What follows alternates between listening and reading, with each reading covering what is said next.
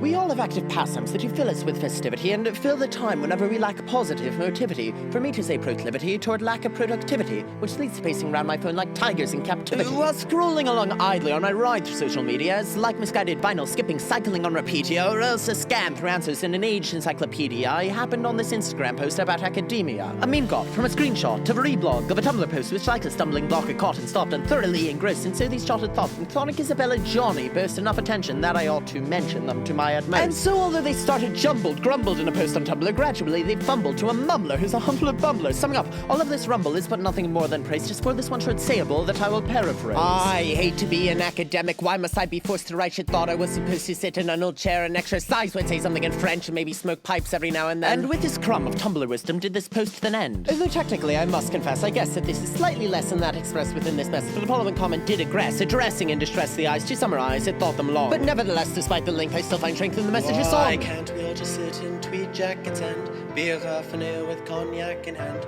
writing research essays I just cannot stand? So let us live just like this post from Instagram, grandiloquent, magniloquent, and simply glam. No need to scroll up being called sirs or madams, pretentious while pretending in this senseless sham. We all should live just like this post from Instagram. Now before we go much further, I had ought to quickly mention that this text connection turns my last all to my attention. You see, I've been fenced in two conventions in my endless search for knowledge. Apprehension, filling me, as in last fall I started college. Which one? Princeton, the Academy in class position, the institution by Trent which gave us the President's Medicine and Woodrow Wilson. Summers don't know it's standard that some I had won in this college system's admission indifference, but the trouble begun when the ought to become, and I found out we must social distance. Now instead of living fine in these ivy-covered halls, I was boxed up, almost locked up within grime-infested walls, and the honky-tonk-honk-honk of the Bronx that jived and jumped outside was the snide lullaby to my psyche, dread assignments I did bedside. And now it's not that I'm complaining, just to be clear, I'm just explaining how my life was in the strife-filled period of time I was supplied. But to do lectures and homework for hours without even seeing those empty full towers caused me to inquire and muster fire when I could retire in my own pride. Why can't we all just sit in tweed jackets and be a half an hour with cognac in hand,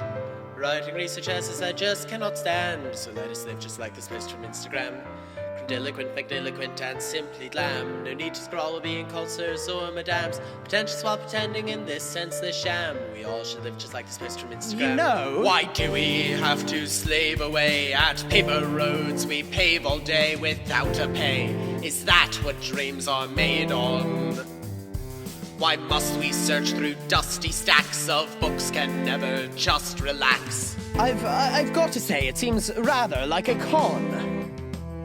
Now, in case there's any doubt but what I've said, just hear me out. I'm not expressing that it's best to rest lest you become a lout. I just suggest that it's enough to think of stuff right off the cuff, rebuffing need for trite citation to be puffed with every shout. Why need we more? Is it not tough enough fluff without guff and man or ardent? Sit in fluffy chairs and lie in back in grass and planted garden. Word is Plato's yard, in fact, led to our academic jargon, according to the OED. Yes, I cited my sources. I hope you'll pardon. You see, the first academies where Plato preached cosmology in the garden of a man from Plutarch's Theseus mythology. So if I stop to smell the roses, although lazy I may seem, I'm only nosing sweet aromas among the groves of academia. So rebel against the need to work in order to have wit. Refuse to cite your sources. No, I know I have, a bit. Grab armchairs and grab pipes and join me in this new bohemia as lazily will usher in a golden academia. Can't we all just sit in tweed jackets and be a half an hour with cognac in hand, writing research essays I just cannot stand? So let us live just like this post from Instagram, grandiloquent, magniloquent, and simply glam. No need to scroll while being called sirs or madams, pretentious while pretending in this senseless sham.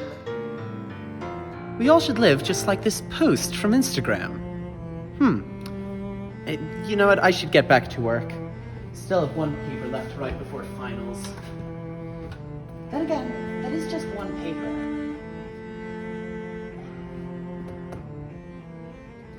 5 more minutes.